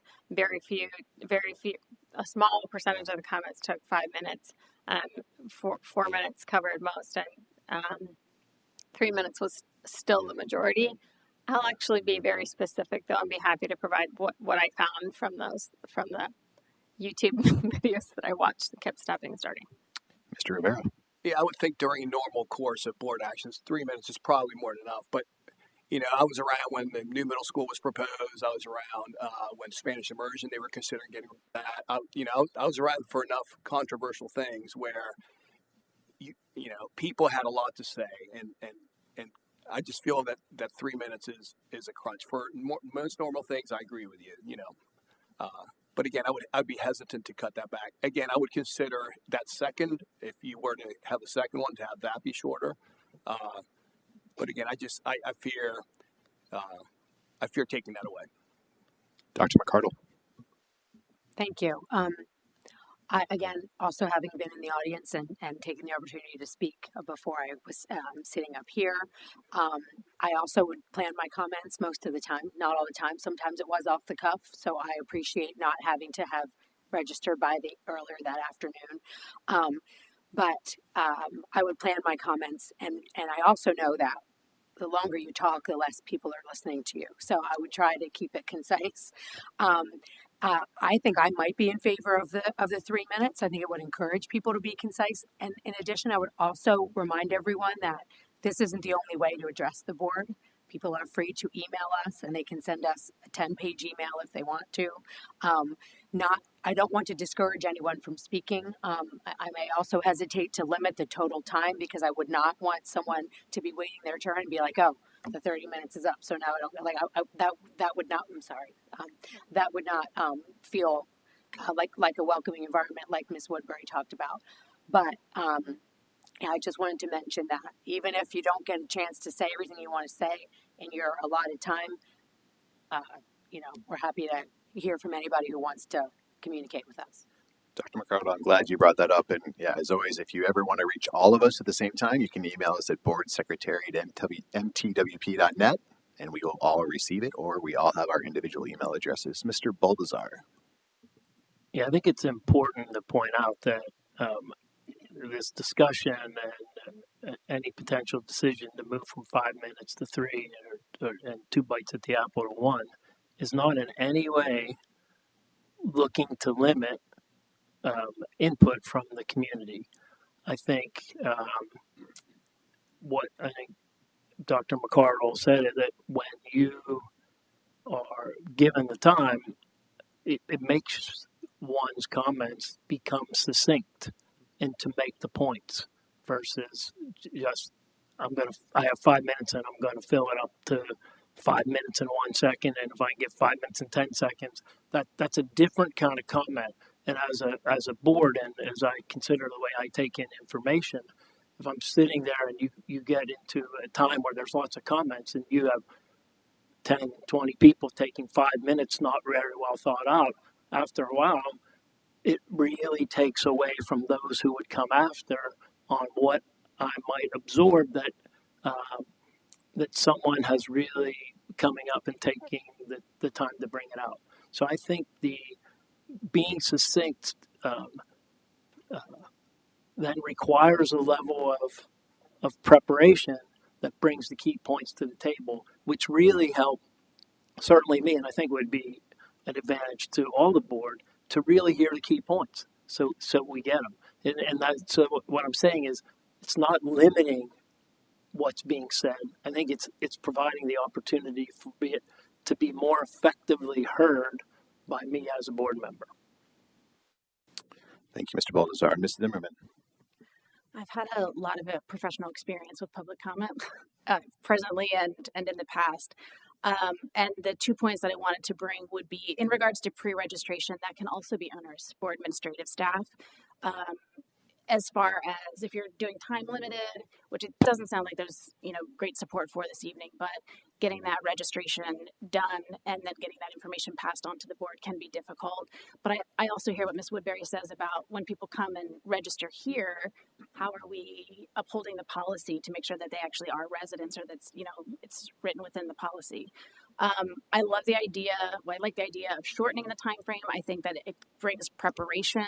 And then also, I think it also serves to benefit maybe a chain of command where people are bringing issues that the board can really act upon and making sure that if they have another issue that maybe the board can't act upon, we need awareness of it, but maybe if there's nothing that we can do about it, have they followed the proper protocols within the school district? Have they gone to the teacher? Have they gone to the principal? I haven't necessarily heard that in the meetings that I've been in, but it's been in past meetings where I've seen public bringing comments that, maybe the board couldn't act upon in that moment, and having a different policy in place around public comment could help that. Mr. Rivera. I just have a question. In the past, people who made comments had to state their address. Maybe there's a safety reason why we stopped doing that. That would be my guess. Okay. Yes. Yeah, so there still is a commenter card that needs to be filled out that does include that information that we then can cross-reference with staff as has been referenced. But yeah, I think there's good reason not to have that happen. I think we're going to close. Mr. McKenna, welcome. Yeah, just 2 points. One, the language that's in the memo as a cover for the draft policy does have, I think, more specific recommendations than what is actually being discussed here at the table, particularly as it relates to pre-registration. So we may want to modify that before the voting meeting. It does say could be made for this policy, so it does make it clear that this is not a strong recommendation, but I think what we've heard is that there's some very significant reasons, particularly related to access, that we may want to revisit that. But the way, if someone were to read this memo, may see it as they saw with the previous agenda item, the changes would follow according to that. And so we have a little bit inconsistency with how we presented these two categories of policy revisions, and I don't want that to lead to any confusion. So that's more of a process recommendation. The second is as it relates to the substance of the policy change, which is to say that I would be in favor of reducing the amount of time. I think we've done a thorough analysis. We've looked at benchmarks locally, nationally, with the aid of artificial intelligence. Sarah's done her due diligence by doing some real-time review of actual sample of comments from the past period. It seems like we can maintain our overarching goal of preserving broad public participation and ensuring that we have meetings that are efficient and that no voices are ultimately being squeezed out because of certain parameters that maybe make it less likely for a maximum number of people to participate. The other thing I'm always in favor of is let's help people do it well, right? We've talked when we had people coming to the board table, this is what a good presentation looks like for someone who's officially part of the agenda. Well, let's put a YouTube video that's here's an effective public comment. And Ramon is a pro at this. We could have him do it, right? You did it many, many times. So let's make it very clear what we look like. We had a number of representatives from our teaching staff give very effective testimony last week. So we certainly have examples of we know how to deliver a message in a tight time frame that gets the message across so that what you're trying to say can be heard, can be processed, and then gives us the information we need to hopefully make sound decisions that reflect that feedback. So I'd say let's not only make the change, but let's provide some resources that make it more likely for the public to effectively participate. Wow, Mr. McKenna, you just gave me something to think about. Yeah, because I haven't really weighed in. I think, and at the risk of, I don't want to set this back. I've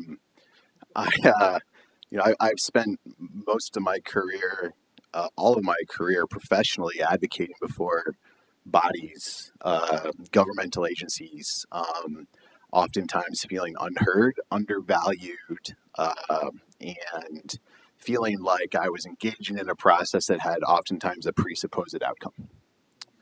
That's a pretty terrible feeling, and one that I've brought with me to this seat and to my seats on the board of not wanting to have that ever feel true here. And so I think also my school board journey began with a public comment at a meeting. I never in a million years would have thought I would have ended up in this seat, but I'm here. And so I approach this, I think, recognizing that something needs to change, but very wary on how we do this, right? I do think we have consensus this evening on pre-registration. And we can vote on that next week to demonstrate that consensus one way or the other. I'm not sure. We can bring a revised policy next week, or next month, not next week, next month. Thank you, for consideration with a time limit. I am sensing some consensus of this group of not having a second round of public comment from the same person. I do think there are other ways for us to receive information. I'll say, particularly if people are nervous And there's even people who do this for a living who will get nervous every single time they go to that microphone, and they can either then go quite slowly or they can go very quickly. And it is a challenging circumstance that I just want to think about how we can support people feeling like they have the ability to lobby us, to feel heard, to feel like they have impact. For better or for worse, I thought it was for better. Others on this board have felt differently. Like, we have been impacted by public comment at decision points in the last 12 months around the blue track, around other issues that I don't even want to necessarily bring up now because people have feelings about it. But, that was impactful testimony from people who were directly impacted and felt invested in, and I do think it changed people's votes. So I don't want to, as we go forth on some really high stakes issues that we know are coming, that I have deep, passionate feelings about, and I know others on this board do and others in the community will, about Nitrower, about our football stadium, about the soccer complex, about the state of our facilities as a school district. I really want to make sure, that we do have the most accessible and reasonable policies consistent with how we approach things. And I know there's some tension for these 9 individuals here who are elected to this board. So I love the idea of making this more accessible, providing some comment guide, but I don't think there's only one way to do it, right? So that's like, I'm worried about how we do that in a way that won't say, like, we don't know all the answers, right? We don't know what we don't know. And I don't want to limit people's creativity in presenting information to you. So that's why I'm not sure. I'm trying to not totally derail this process, but I do think it's a critical aspect of board functioning that I want to make sure we're really careful in how we approach. So with that monologue over, does anyone else have anything to respond to, Ms. Woodbury? I have maybe what could be it's a simple suggestion just for you all to consider when it comes to registration that would maybe be not onerous, but also support the policy, which is, I know that we made a safety concern. People used to introduce themselves by their name and their address. I'm not in favor of doing that because it's the safety aspect that we were going after.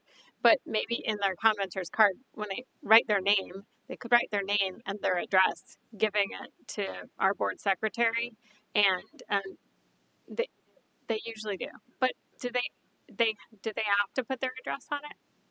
Is there a spot for their address?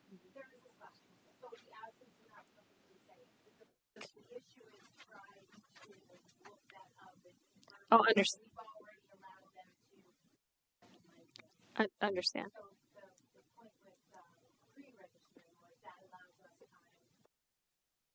Understand. Thank you for that clarification of the murky memory of filling out the commenter's card, because as Mr. Grunter said, my journey to this seat too started with a public comment on the same night when I said, hey, there's Coach Grunter. So thanks for that. So Dr. Pate-Hefty, what do we do next? So we can take the feedback from tonight and bring another first version forward for a re-review. It sounds to me like we need a reset and take this feedback on the 3 recommendations and make some changes to the policy for a first read again. And in the meantime, if people have thoughts, we would love to hear it in public comment. Okay, we ready to move on? Thank you for this discussion. Thank you, Mr. Bolzar, for bringing this forward. Appreciate that. Okay, we are now on to item J, a recommendation to approve the presented out-of-state or overnight field trips. Dr. Ryman. Thank you, Mr. Grunter. Tonight I have 6 field trips for the board to review that require your approval per policy 121, given that they are overnight and or out of state.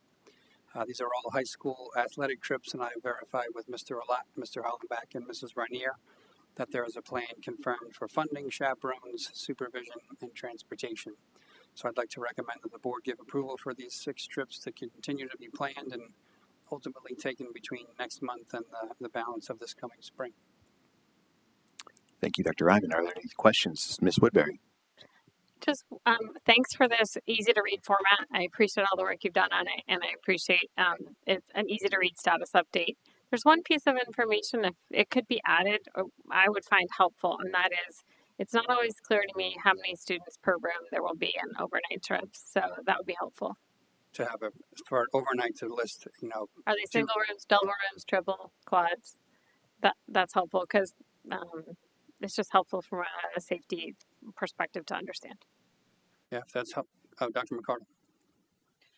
I apologize if this is a question I should know the answer to, but is there a difference in the student to chaperone ratio for out-of-state versus overnight trips? And if so, what is the ideal student chaperone ratio for both of those? We always do 1 to 10, and then our goal is to have the smallest within a room ratio that we can accomplish for that particular trip. So 1 to 10 would be the 1 to 10 would be the most students. Correct. So there would never be 1 to 12, but it could be 1 to 4. That's right. Thank you. And to Ms. Woodbury's point, if it pleases the board, we can start adding a column that outlines that feature. Thank you, Dr. Emmett. I think that's probably a good idea. Okay. Mr. Rivera. Yeah, for overnight trips, are there any regulations for having to take a nurse or in case students need medicines of any kind? So all those things would need to be arranged in advance. If there's a student that has a medication need, that's going to be communication between parent, nurse, so that those things are arranged ahead of time, so that where those things are accounted for. But no nurse needs to go on the trip. No. Okay.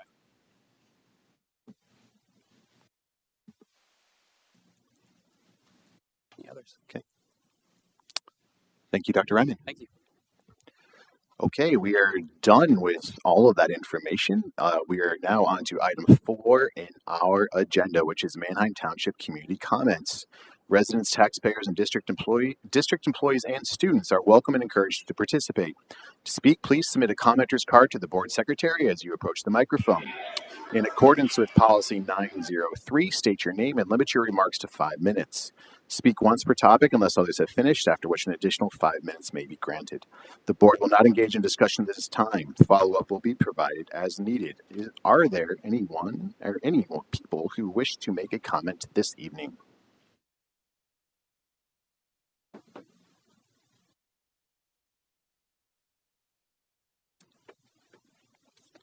Good evening. My name is Mark Diener. I live in Bloomingdale. According to American Library Association and PEN America, 6 of the top 10 removed books in 2025. The Bluest Eye, removed approximately 116 times due to sexual assault and incest. Lost in Alaska, removed approximately 147 times due to oral sex. The Perks of Being a Wallflower, removed from approximately 135 school districts due to the various discussions of blowjobs and doggy style with a sandwich bag. A Court of Mist and Fury, removed from approximately 112 school districts due to explicit sex, including cunnilingus and orgasm. Crank, removed from approximately 128 school districts due to multiple sex encounters, including orgasm. That book's in our middle school library. Sold, the book, removed or restricted from approximately 20 school districts due to sexually explicit rape scenes. These 6 titles are all in the Manheim Township High School Library.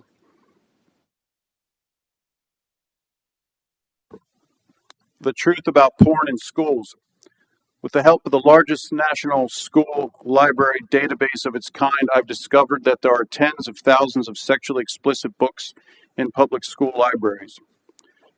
There's explicit content in all 50 states. Pornographic scenes and or sexualized cartoonish graphics appear in books for children as young as 6 years old. There are books depicting graphic sexual acts, fetish content, adult pornography themes, bestiality, and sexual violence. Titles that may avoid scrutiny because they are labeled as award-winning or inclusive. There's a national crisis hidden inside public school libraries. Across the country, parents are discovering something they never imagined could be happening in taxpayer-funded schools. Graphic sexual content, pornographic scenes, and adult-themed materials have been quietly placed onto the shelves of elementary, middle, and high school libraries. Most parents have no idea these books exist. Many school officials even deny or minimize the problem, but the data tells a different story. How it happened. Most states have loopholes that exempt schools from the obscenity laws that are meant to protect children wherever they may be. A book that would be illegal to hand to a child in a park can legally sit on a school library shelf. Parents are left out of the decision-making process and children are exposed without parental consent. This has created a shield for schools and vendors, a lack of accountability, a rapid increase in explicit books entering classrooms and libraries. Why it matters. Pornographic material harms developing minds, as Kayla Atterbury nicely laid out when she spoke here a couple weeks ago, the senior from Manheim Township. Research shows that exposure to sexual content at a young age is linked to early sexualization, increased risk-taking, anxiety, depression, and addiction, desensitization, and distorted ideas of sex and relationships, grooming of vulnerable children by predators. Schools should be the safest place for a child. Instead, explicit books are being normalized as educational. The reality: this is not about politics or banning classics. It is about protecting children from pornography and restoring parents' rights to guide and direct their children's education. When parents see the pages for themselves, they understand this is not literature, this is pornography. In 2025, parents across the country uncovered sexually explicit books that were hidden in plain sight for years. The momentum is undeniable and the movement is growing. 2026 will be a groundbreaking, culture-shifting year for families and communities nationwide. Parents are waking up, communities are taking notice, the days of secrecy are ending, and the demand for accountability is spreading across the country. Obscenity does not belong in schools. A national poll commissioned by Capital Resource Institute confirms what parents already know, that 81% of voters oppose sexually explicit books in elementary schools. 72% of voters oppose sexually explicit books in middle schools. 62% of voters oppose sexually explicit books in high schools. Libraries should support healthy development, not expose children to graphic sexual content. If authors want their books in public schools, the standard is simple: remove the sexual content. Protecting children's innocence is responsible education, not censorship. Thanks for your time.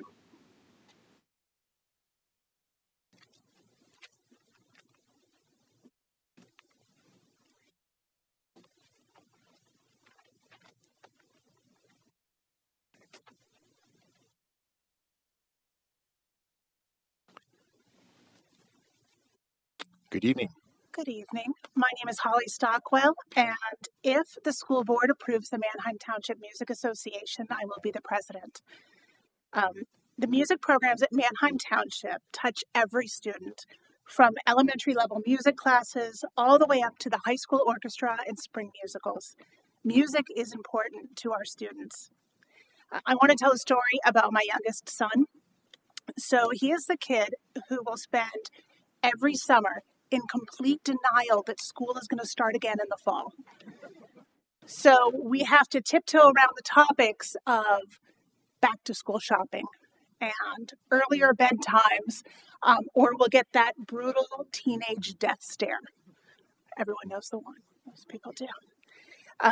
So this past summer, when I told him that his freshman year at the high school, he was going to have Mrs. Haldeman for 2 classes, musical theater and chorus, he actually smiled. It was amazing. And I know Mrs. Haldeman is amazing, and some of it is because she's amazing, but it's also because she brings the joy of music to our students. So in April, this past April, there was a research article titled Music Learning and School-Age Children's and Adolescents' Well-Being, a Scoping Review. And it shared that music learning improves confidence, emotional regulation, and social connection. There was another study, The Arts and Achievement in At-Risk Youth, findings from 4 longitudinal studies. And that found that young adults who have intensive arts experience in high school are more likely to show civic-minded behavior than young adults who did not. They take an interest in current affairs as evidenced by higher levels of volunteering, voting, and engagement with local or school politics. There was also a study, The Arts and Academic Improvement, What the Evidence Shows. And that reported that a substantial number of studies have demonstrated a clear causal link between education in an art form and achievement in non-arts academic areas. So I could go on and on and on about how important music is to our students and to their education. But I just want to finish it by saying the proposed board of the Manheim Township Music Association is very excited and will be very grateful to support music programs at Manheim Township. So thank you. And thank you to the school board for volunteering, because I like to tell volunteers you guys could be literally anywhere else and you choose to be here, and that's very important. So thank you. Ms. Stockwell, thank you. Would anyone else like to make public comment?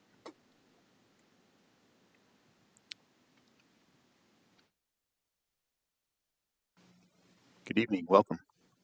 Hi, my name is Joe Miore, and I'm a business teacher at the high school. And so I wanted to just share that I'm speaking spontaneously based on the recommendation for additional input on the community notes section of board meetings.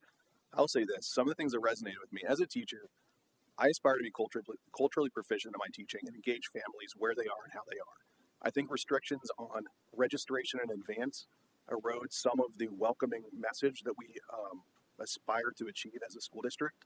But I will say, something that resonated with me was something that Ms. Woodbury said.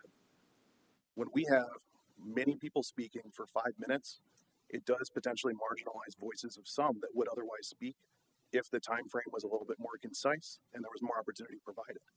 The second thing I'd like to speak to is that second bite of the apple point made by Mr. Boldazar. I think if board meetings become a debate, it becomes a challenge of who gets to speak last. We know we're here to provide you counsel rather than open up debate to community. And I think that's a very, very well stated point. Thank you. Thank you. Would anyone else like to get public comment?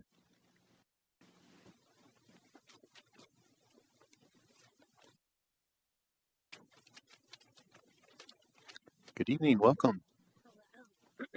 Hello, I'm Soraya Hintz. I'm back, 2026, baby, here we go. All right. I'm going to start with a quote from a letter from a Birmingham jail from Martin Luther King, since it's the weekend coming up.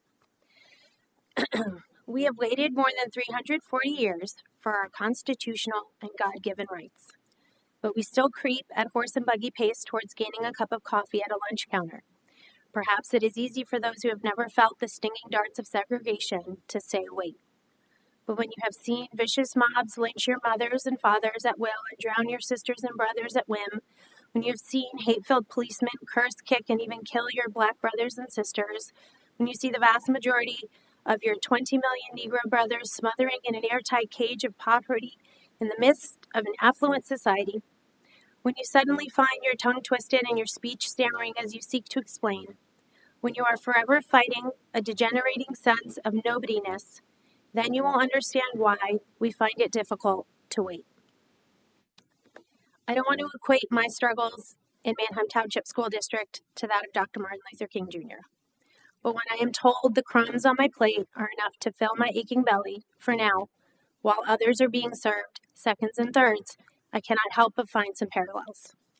Our MTSD North Star is to create a welcoming and supportive environment where all students, staff, and families feel a sense of belonging.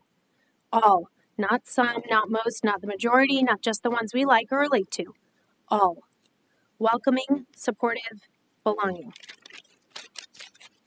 Last year, a Muslim student had to daily ask permission to break her fast during Ramadan alone on the floor in a hallway as quickly as possible. Another Muslim student was stopped by a teacher as he left the cafeteria with a pass and told he was lying and had made up Ramadan and fasting because that teacher had never heard of it. Another Muslim student had only one teacher in 30 days wish him a happy Ramadan, even as he openly practiced his observance. Another Muslim student had two teachers apologize to him because they felt sorry for him having to fast, an observance he happily chose. Another Muslim student was told by a peer that she wasn't a real Muslim because she didn't wear hijab, she had no accent, and she wasn't brown enough. Another Muslim student said he was having a good year this year because no one knows he's Muslim, so he's had no problems.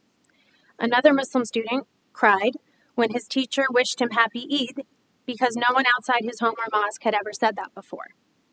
I could continue, but I only have 5 minutes.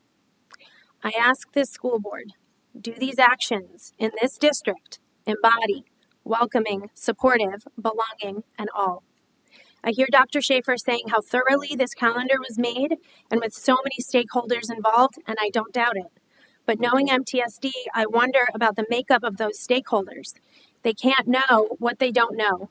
So how can they know which changes are more important, pressing, or impactful than others to groups they don't even belong to? I want to thank Dr. Pate Hefty for the survey to the staff and families to allow them to share their voices. I want to thank Dr. Mercado for her comments acknowledging how far we have yet to go. With the calendar, yes, but certainly even beyond that as well. The time for growth and change is now. Mr. Grenter, President of the school board, your professional work with the environment has likely shown you the dangers that occur in stagnant waters. MTEA President Samantha McNally gave excellent public comments at a December school board meeting and quoted an African proverb, "If you want to go fast, go alone. If you want to go far, go together." We all want MTSD to go far, but we need to go a little faster if we are truly to get there together.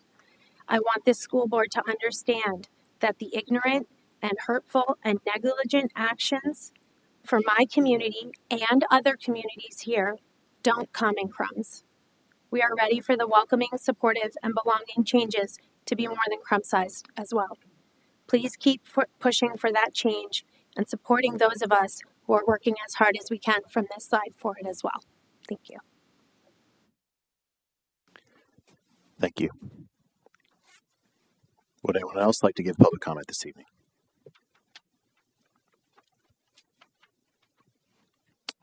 Okay.